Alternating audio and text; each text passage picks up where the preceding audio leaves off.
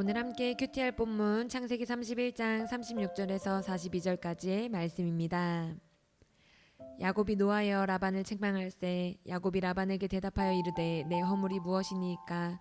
무슨 죄가 있기에 외삼촌께서 내 뒤를 급히 추격하나이까? 외삼촌께서 내 물건을 다 뒤져보셨으니 외삼촌의 집안 물건 중에서 무엇을 찾아내었나이까?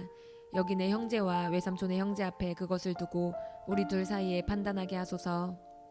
내가 이 20년을 외삼촌과 함께 하였거니와 외삼촌의 암양들이나 암염소들이 낙태하지 아니하였고 또 외삼촌의 양떼의 순양을 내가 먹지 아니하였으며 물려 찢긴 것은 내가 외삼촌에게로 가져가지 아니하고 낮에 도둑을 맞았든지 밤에 도둑을 맞았든지 외삼촌이 그것을 내 손에서 찾았으므로 내가 스스로 그것을 보충하였으며 내가 이와 같이 낮에는 더위와 밤에는 추위를 무릅쓰고 눈붙일 겨를도 없이 지냈나이다. 내가 외삼촌의 집에 있는 이 20년 동안 외삼촌의 두 딸을 위하여 14년, 외삼촌의 양떼를 위하여 6년을 외삼촌에게 봉사하였거니와 외삼촌께서 내 품삯을 10번이나 바꾸셨으며 우리 아버지의 하나님 아브라함의 하나님 곧 이삭이 경외하는 이가 나와 함께 계시지 아니하셨더라면 외삼촌께서 이제 나를 빈손으로 돌려보내셨으리이다마는 하나님이 내 고난과 내 손의 수고를 보시고 어젯밤에 외삼촌을 책망하셨나이다. 아멘.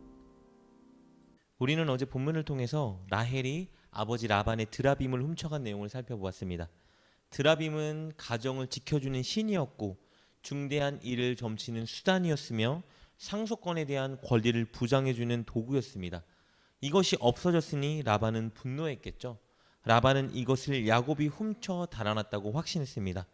그래서 라반은 하란을 떠난 야곱과 그의 가족들을 추격하여 결국 붙잡는 데 성공했습니다. 그리고 그들에게서 드라빔을 찾아내기 위해서 모든 수색 수단을 동원했습니다. 그러나 드라빔을 찾는 데 실패했기 때문에 라반은 야곱에게 더 이상 할 말이 없었습니다. 이 사건으로 인해서 오늘 본문에서는 야곱과 라반의 전세가 역전되는 것을 보게 됩니다. 20년 동안 야곱을 종처럼 부려먹고 이제는 도둑이라고 누명을 씌웠던 라반은 할 말이 없어졌습니다. 반면 야곱은 당당할 수 있는 상황이 되었기 때문에 외삼촌에게 그동안 쌓여있던 서운한 모든 감정을 폭발시킵니다. 라반을 책망하기 시작하는 겁니다. 야곱은 크게 두 가지로 삼촌 라반을 책망하는데요. 첫째는 라반이 부당하게 야곱에게 도둑 혐의를 씌운 것에 대한 책망입니다. 36절 37절 말씀입니다. 야곱이 노하여 라반을 책망할세. 야곱이 라반에게 대답하여 이르되 내 허물이 무엇이니까? 무슨 죄가 있기에 외삼촌께서 내 뒤를 급히 추격하나이까? 외삼촌께서 내 물건을 다 뒤져보셨으니 외삼촌의 집안 물건 중에서 무엇을 찾아내었나이까? 여기 내 형제와 외삼촌의 형제 앞에 그것을 두고 우리 둘 사이에 판단하게 하소서. 이렇게 야곱은 자신을 범죄자 취급하고 뒤쫓고 자신을 수색한 라반에게 그 일에 대해 분노하며 책망했습니다. 그리고 야곱은 두 번째 책망을 이어가는데요. 이 책망의 내용은 지난 20년간 야곱을 학대한 일에 대한 책망입니다. 그것을 위해서 야곱은 먼저 자신이 얼마나 흠없고 최선을 다해 목자의 삶을 살았는지 간증합니다. 이 간증을 통해서 야곱이 어떤 태도로 살았는지 잠시 살펴보도록 하겠습니다. 38절 말씀입니다. 내가 이 20년을 외삼촌과 함께 하였거니와 외삼촌의 암양들이나 암염소들이 낙태하지 아니하였고 또 외삼촌의 양떼의 수량을 내가 먹지 아니하였으며. 먼저 야곱은 자신이 맡은 외삼촌의 암양과 암염소들이 낙태하지 않게 했다고 간증합니다. 가축이 낙태하지 않았다는 말은 야곱이 가축을 얼마나 소중하게 다뤘으며 실수 없이 번식시켜주는지를 보여주는 겁니다. 고대 근동에서 목자의 가장 중요한 자질은 첫째, 가축을 보호하는 것, 둘째, 번식시키는 것이었습니다. 이 일에는요, 엄청난 성실과 노력 그리고 대단한 기술이 요구되었습니다.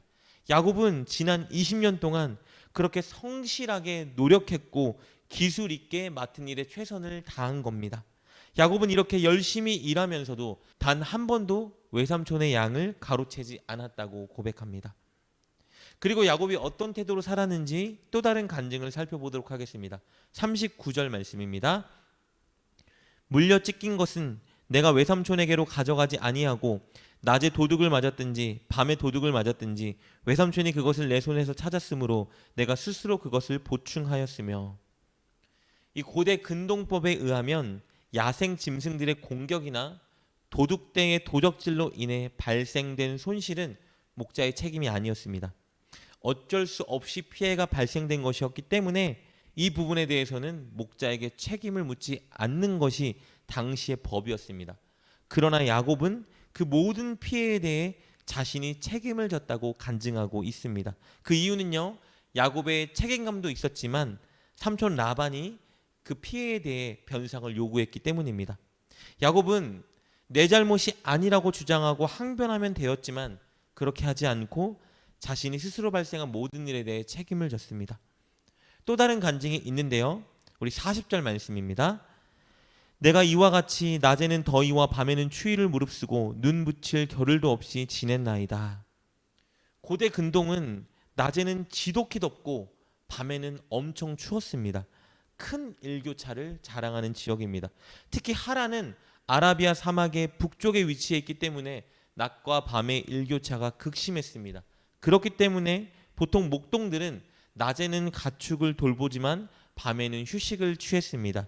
그러나 야곱은 눈붙일 겨를도 없이 낮과 밤에 일해야 했습니다.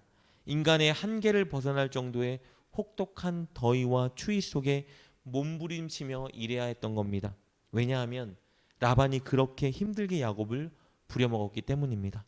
야곱은 이렇게 묵묵히 20년을 라반 밑에서 일했지만 라반은 이런 야곱을 학대하며 그의 품삯을 10번이나 바꿨습니다. 41절 말씀입니다.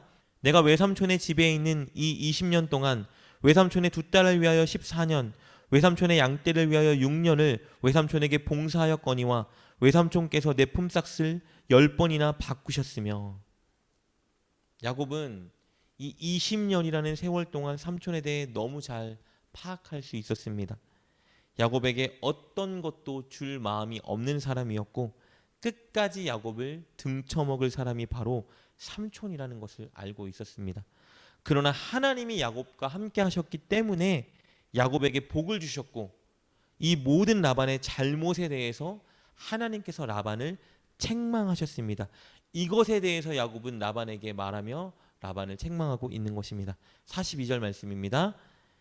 우리 아버지의 하나님 아브라함의 하나님 곧 이삭이 경외하는 이가 나와 함께 계시지 아니하였더라면 외삼촌께서 이제 나를 빈손으로 돌려보내셨으리다마는 하나님이 내 고난과 내 손의 수고를 보시고 어젯밤에 외삼촌을 책망하셨나이다. 이것이 야곱이 20년 동안 살았던 삶입니다. 야곱은 정말 최선을 다하는 삶을 살았습니다. 맡겨진 일에 책임감을 가지고 임했습니다. 성실했고 정직했습니다. 그 분야의 전문가가 되었습니다. 그리고 참고 인내했습니다. 이에는 이, 눈에는 눈으로 맞서지 않고 참았습니다. 복수를 하나님께 맡겼죠. 그러자 하나님께서 다 보상해 주셨습니다. 야곱은 우리에게 그리스도인이 어떤 태도로 오늘 이 세상을 살아야 되는지 여실히 보여주고 있습니다. 우리는 먼저 맡겨진 일에 최선을 다하는 삶을 살아야 합니다. 직장이든 가정이든 교회든 우리는 성실하게 책임감 있게 정직하게 노력하며 그 일에 대한 전문가가 되어야 합니다. 전문가다운 성도, 전문가다운 아내, 남편, 전문가다운 부모, 전문가다운 일꾼이 되어야 하는 것입니다. 그리고 우리는 억울하고 분한 일에 대한 복수를 하나님께 맡겨야 합니다. 복수하는 일은 우리의 영역이 아닙니다. 하나님의 손에 넘겨드려야 하는 것입니다. 그럴 때 하나님께서 가장 합당한 방법으로 그 일을 처리해 주시고 그 일에 대해 우리에게 보상을 주실 겁니다. 이렇게 야곱처럼 자기 삶의 현장에서 최선을 다하고 복수는 하나님께 맡기는 이 삶이 바로 코람데오, 즉 하나님 앞에서 사는 삶입니다. 오늘 꼭 저와 여러분이 하나님 앞에서 살 수 있기를 주님의 이름으로 축복합니다. 기도하겠습니다. 늘 우리와 함께 하시는 임마누엘 하나님, 오늘 우리가 그 하나님을 인식하며 하나님 앞에서 살아가게 하여 주옵소서. 어떤 일을 하건 맡겨주신 일에 최선을 다하게 하시고 사람들로부터 받은 억울함과 분함은 하나님께 쏟아놓고 맡기게 하여 주옵소서. 예수님의 이름으로 기도드립니다. 아멘. 오늘 말씀을 통해 깨닫고 결단한 것은 무엇입니까? 그것을 붙들고 하나님께 기도합시다. 그리고 그렇게 실천하며 하루를 살아가는 여러분 되시길 주님의 이름으로 축복합니다.